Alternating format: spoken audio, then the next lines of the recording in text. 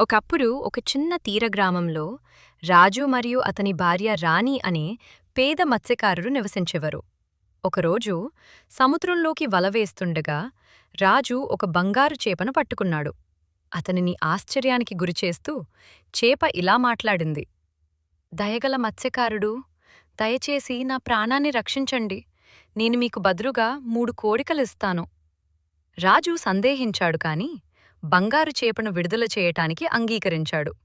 అతను ఇంటికి తిరిగి వచ్చి తన జరిగేదాని గురించి రాణికి చెప్పాడు. వారు ఆకలితో ఉన్నందున వారు కొంచెం రొట్టె కోసం ఒక సాధారణ కోరిక కోరాలని నిర్ణయించుకున్నారు. బంగారు చేప వారి కోరికను తీర్చింది. అయితే బంగారు చేప శక్తితో శోధించబడిన రాణి అత్యాశకు గురైంది. ఆమె రాజును ఒక గొప్ప ఇంటిని, ఆపై ఒక కోటను అడగమని, చివరకు భూమికి రాజుగా చేయమని కోరింది. ప్రతిసారీ బంగారు చేప వారి కోరికలను మంజూరు చేసింది. రాజు రాజుగా మారడంతో వారి కొత్త సంపద మరియు అధికారం వారికి ఆనందాన్ని తీసుకురాలేదని అతను గ్రహించాడు. వాస్తవానికి అది వారి వినయపూర్వకమైన జీవితంలోని సాధారణ ఆనందాలను మరిచిపోయేలా చేసింది. వారు సముద్రం దగ్గర తమ పాత ఇంటిని కోల్పోయారు. రాజు ఒడ్డుకు తిరిగి వెళ్లి బంగారు చేపను పిలిచాడు.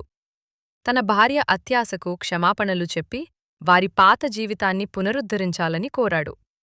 బంగారు చేప తన మాటను నిజం చేసి వారి కోరికను మన్నించింది. రాజు మరియు రాణి సముద్రం ద్వారా వారి సాధారణ జీవితానికి తిరిగి వచ్చారు. సంతృప్తి యొక్క విలువను మరియు తనిఖీ చేయని దురాశ యొక్క ప్రమాదాలను ప్రశంసించారు. మోరల్: సంతృప్తి మరియు కృతజ్ఞత నిజమైన ఆనందానికి దారితీస్తుంది. మన దగ్గర ఉన్నవాటిని మెచ్చుకోవాలని మరియు అత్యాశ మరియు భౌతికవాదం జీవితంలోని సాధారణ ఆనందాలను కప్పివేయకూడదని ఇది మనకు బోధిస్తుంది.